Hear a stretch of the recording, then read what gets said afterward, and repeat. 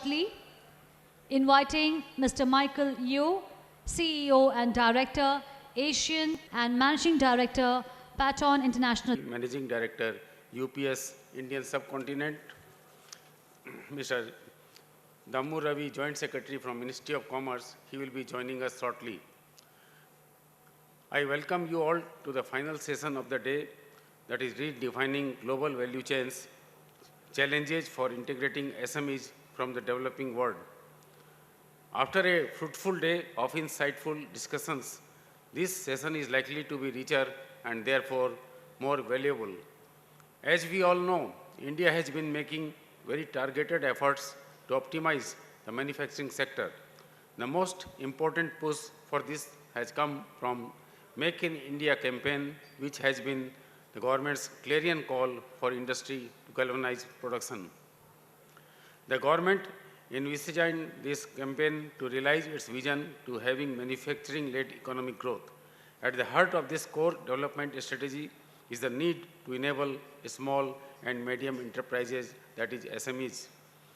SMEs are some of the largest job creators in India. This makes them key to realizing the benefits from India's demographic dividend, which, if not employed, may become a demographic burden. It is no surprise then that they have become so central to so many of the government development targets, linking job growth to economic growth and therefore stability. As we all know, in today's times, production and consumption are internationally linked. All production happens across global value chains. This has led international experts to coin the term made in the world. Any product is made with inputs from multiple parts of the world. Raw material might be acquired from country A for refinement in country B and C, and final assembly then takes place in country D. In this situation, creating an enabling environment for SMEs is of vital importance to ensure their resilience to global flux and expand their reach in international markets. I welcome the various experts we have on the panel here today. Through the course of this discussion, they will help us answers to some fundamental questions for the promotion of SMEs. That is, how can we promote SMEs to become part of the global value chains? How can the services sector bolster participation from the manufacturing sector in global value chains? How can conformity to quality standards be promoted in order to achieve these goals? With these initial remarks, I would like to invite our first panelist, Dr. Michael Yeo, CEO and Director, Asian Strategy and Leadership Institute, Malaysia, to share his views. Thank you. Participating in this annual series of partnership summits. I must apologize at the outset that I have a flight immediately after this, and I need to take leave of all of you immediately after I have spoken. Globalization, innovation, and technology will drive the global value chain. The global value chain has wide implications on trade and investments, and the global value chain covers a wide range of key business functions like production, logistics, distribution, procurement, sales and marketing, research and development, customer service, and so on.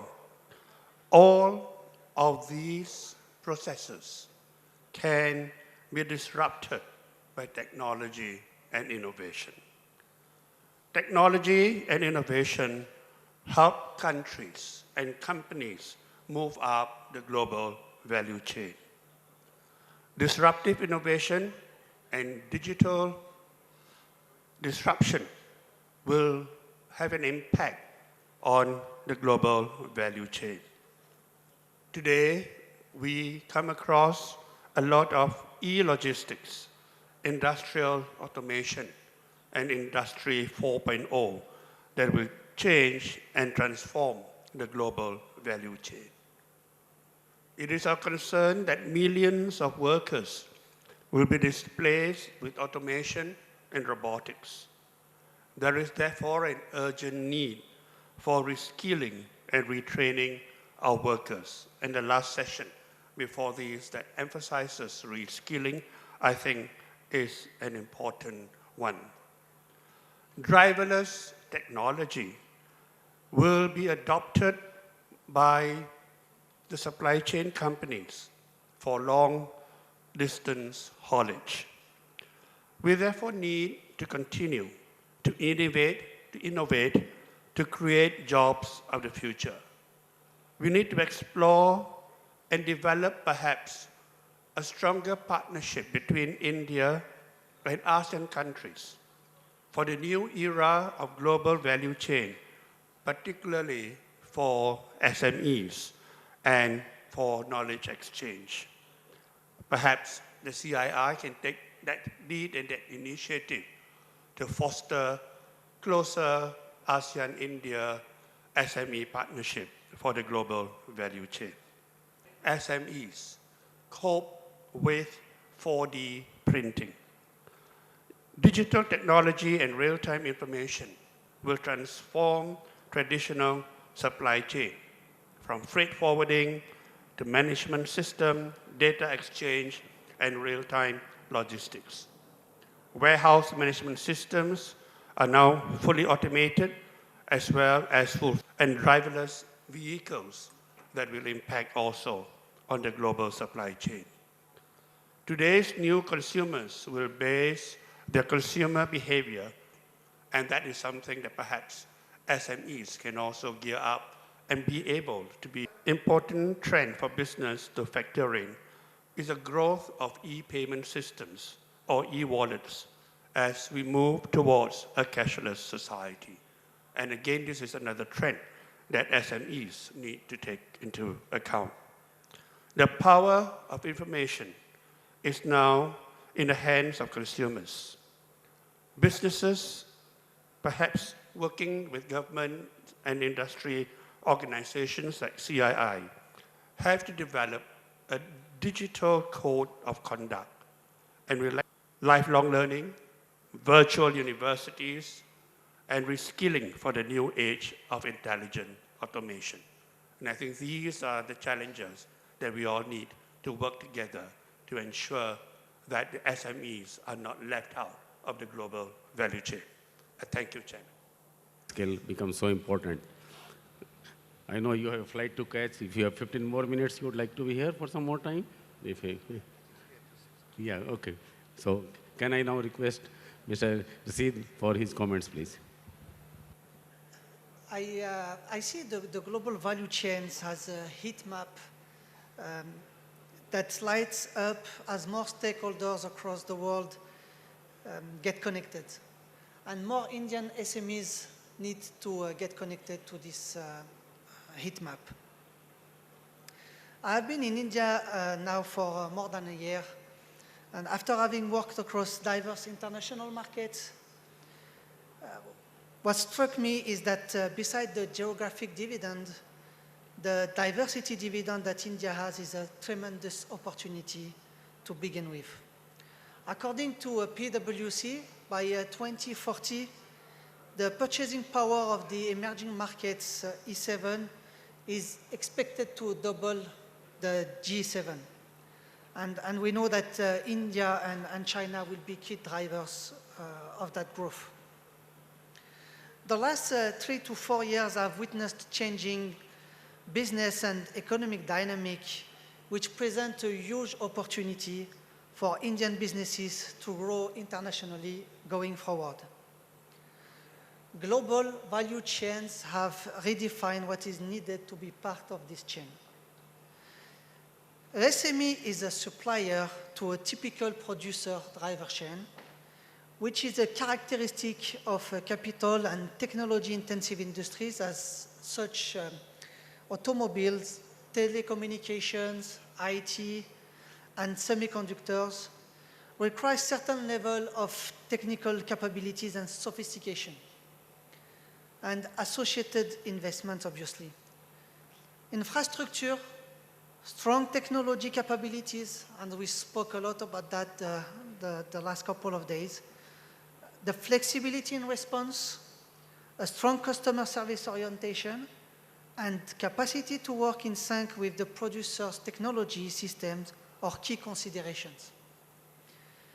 Poor trade infrastructures increase costs and time of export operation, by the larger price to pay is that it could lead to a company or even a country from participating in the global value chains. Countries, connectivity between companies and connectivity between large scale and small scale. That is how we'll ultimately reach to the global value chain. And with this now, I would invite Sri Dammu Ravi, our Joint Secretary from Ministry of Commerce, Government of India, to enlighten us. The subject matter has already been covered, so I really don't want to go into details as to what it means. And being part of this partnership summit, every one of you are fully familiar with the global value chains. But let me give you a somewhat different perspective from the way the Ministry of Commerce and Industry looks at the global value chains. We need to first recognize that the consumer is the biggest beneficiary of global chain. I think that is the fundamental aspect in the way the global chain moves. Now, behind that are the several players. And who are the players? There are the manufacturers, there are the producers, the service providers, various other players. We also have to recognize that this is not something new. It has been happening over a period of time. But what is different here is that in the 21st century, the global value chain phenomena has become very, very active, seamlessly between nations. But the 21st century, this activity in this particular century has become much more robust. And how does it happen? There's no one country, first of all, producing all goods. If you look at automobile, a car, maybe at a time when every part of a car was produced in one country, but that is not so. Today, you have car companies sourcing material from different parts of the world. It could be from India, which you have if you have the competence, if the product is qualitatively good, it is well priced, then naturally the sourcing happens.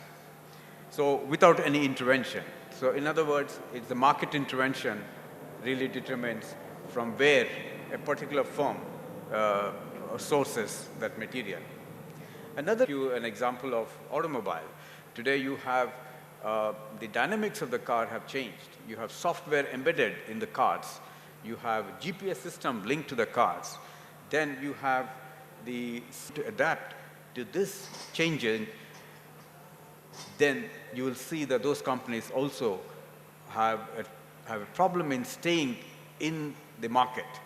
So you will see a disruption in their activity, and sometimes the companies will have to wind down.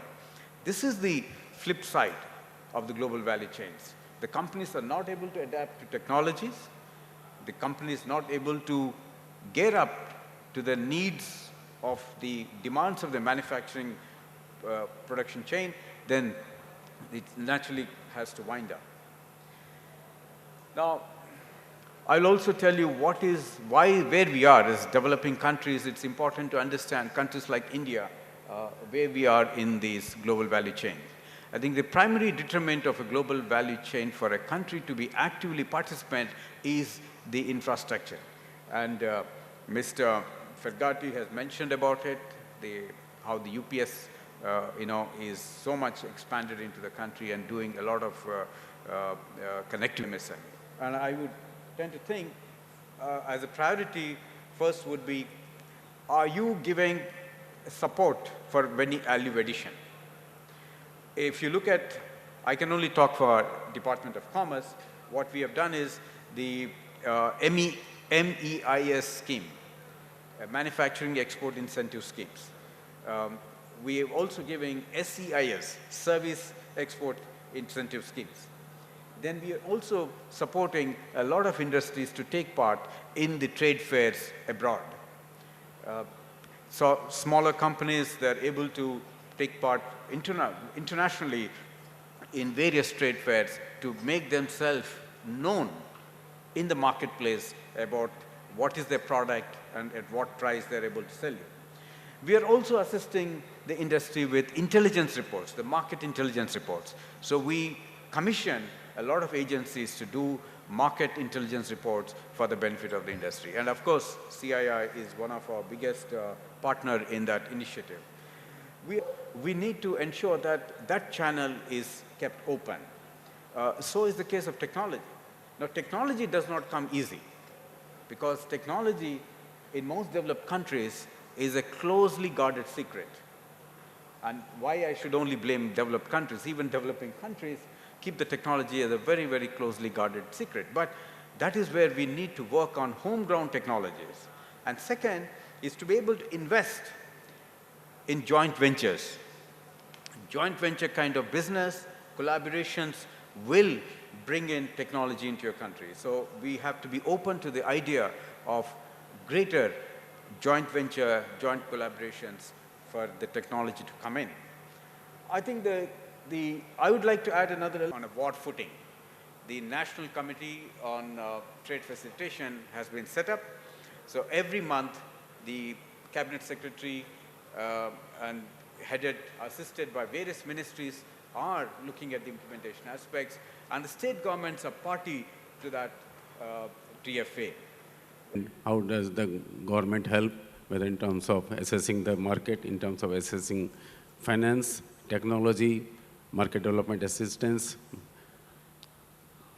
You started by saying that we have to change with the changing time, and there are no boundaries, there are no limitations. We can be manufacturing in India, we can be assembling in USA. Ultimately, we have to integrate with the best. Friends, I think we had a very fruitful session, and with this, we come to the end of today's deliberations, and tomorrow morning again we'll be meeting. And of course, from CII, they will be making the announcement regarding the dinner. Thank you so much. Thank you. Starting from 7:30 p.m. onwards.